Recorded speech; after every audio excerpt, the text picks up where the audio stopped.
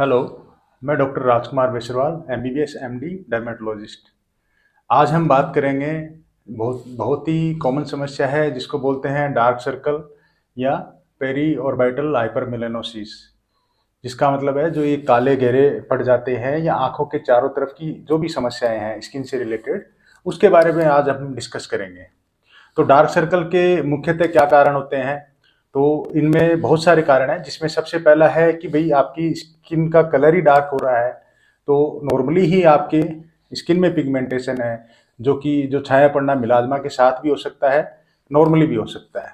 दूसरा ये है कि डार्क सर्कल है, साथ में रिंकल वगैरह भी हैं। आपको रिंकल दिखाई दे रहे हैं तो हो सकता है आपकी स्किन पतली है, या उम्र के इफेक्ट के कारण स्किन पतली होने से रिंकल आ गए।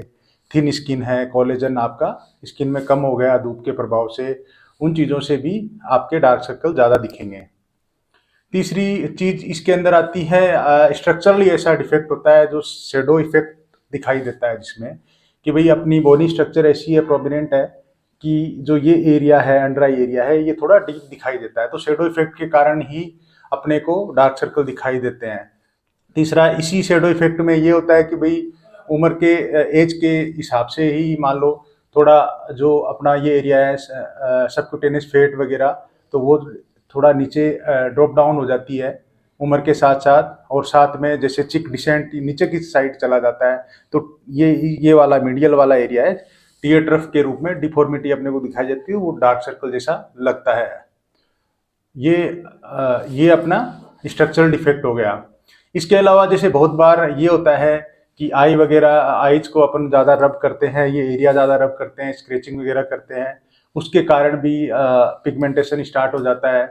जिसमें कि मुख्य कारण है, जैसे मान लो आपको एक्जिमा वगैरह है, आई की कोई कंडीशन है जिसमें बार बार आपको रब करना पड़ता है, और एटोपिक डर्मेटाइटिस है, किसी मतलब कोई आपको कॉस्मेटिक या क्रीम या मेकअप के प्रोडक्ट से आपको एलर्जी है, या कोई आई के प्रोडक्ट से आपको एलर्जी है, तो उसके फिर आफ्टर इफेक्ट ये होगा कि रगड़ने से बार बार तो ये लाइनें भी हो जाएंगी और पिगमेंटेशन भी हो जाएगा। और इसमें एक दूसरा का अलग कारण है जो वेस्कुलर बोलते हैं। वेस्कुलर का मतलब ये है कि आपकी जो नसें हैं, कैपिलरीज है, वो सुपरफिशियल ऊपर है ज़्यादा। तो ऊपर ज़्यादा होने से वो ज़्यादा दिखती हैं, ज़्यादा दिखने से अपने को ये लगता है कि भाई डार्क सर्कल है। और रबिंग वगैरह करेंगे या और कुछ करेंगे तो उस चीज़ से क्या होगा, साथ साथ में जो वो वेस्कुलेचर है, तो वहाँ से आयरन है, हेमोसिडीन है, वो डिपॉजिट हो जाता है, तो वो अलग ही कलर दिखता है। एक कारण ये हो गया। फिर अदर कारण में जैसे और भी अपन कारण देखें तो जैसे कॉमनली मानते हैं कि भाई नींद पूरी नहीं हुई है, स्ट्रेस है ना। धूप का तो कॉमन हो ही गया, खाने पीने की कमी है, आयरन डेफिशिएंसी है, कोई थायराइड डिसऑर्डर है, एडिसन डिजीज है, ये रेयर कोजेज में है। और भी रेयर कोजेज में आप देखेंगे तो कुछ दवाइयाँ भी ऐसी हैं, जैसे अपना आई सॉल्यूशन होता है, बिमेटोप्रोस्ट होता है, कुछ NSAID भी आती हैं जो डार्क सर्कल करती हैं। और बहुत से जैसे नीवस होते हैं, नीवस यानी कि जो बर्थ मार्क होते हैं, नीवस ऑफ ओटा है ना, और नीवस ऑफ होरी है, और भी जैसे पिगमेंट्री प्रॉब्लम है, वो मतलब नीवस टाइप, वो भी डार्क सर्कल कर सकती है, जो कि रेयर डिसऑर्डर में आते हैं। और अब बात करेंगे डार्क सर्कल के इलाज के बारे में।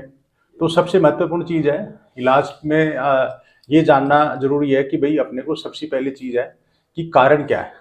तो कारण के हिसाब से ही इलाज होगा।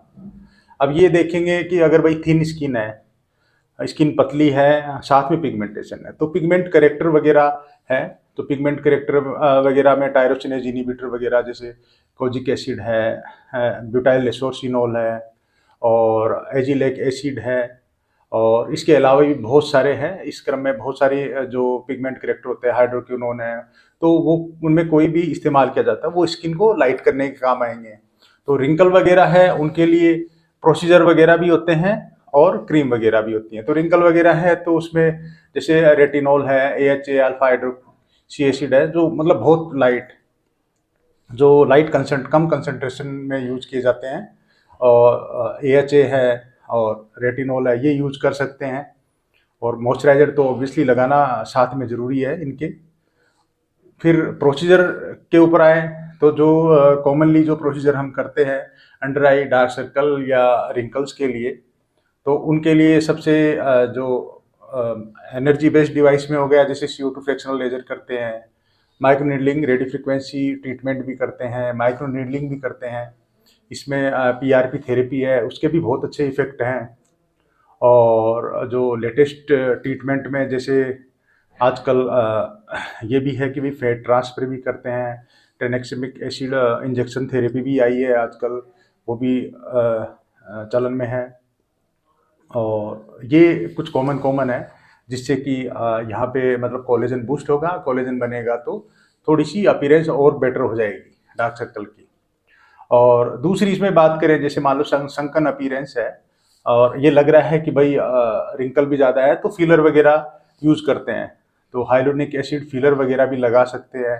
आप फिलर नहीं यूज करना चाहते तो इनकी जेल या प्रिपरेशन आती है, क्रीम फॉर्मुलेशन भी आता है, तो थोड़ा सा उससे भी अपने को फायदा रहता है।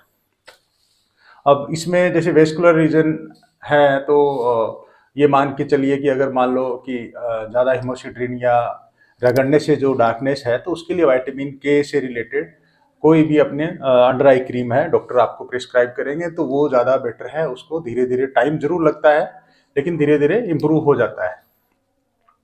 और उस बात करेंगे, अगर मान लो कोई ड्रग्स है जो आप यूज कर रहे हो, उसको आपको बंद करना पड़ेगा। अगर कोई मान लो थायराइड डिसऑर्डर है या आयरन डिफिशियंसी है, तो वो उसका अकॉर्डिंगली हम उसको ट्रीट करते हैं। और ये जैसे मान लो निवस वगैरह है, तो उनके लिए पिगमेंट्री जो लेज़र आती है, क्यूस्विच लेज़र है, पिको लेज़र है, उनका इस्तेमाल करते हैं, जिनकी काफ़ी मतलब सीटिंग होती है। सीटिंग से वो डॉक्टर आपको अकॉर्डिंगली बता देंगे, तो उसकी अलग अलग सीटिंग्स होती हैं, उसके हिसाब से उनका रिजल्ट होता है। तो ये डार्क सर्कल्स के बारे में महत्वपूर्ण जानकारी थी।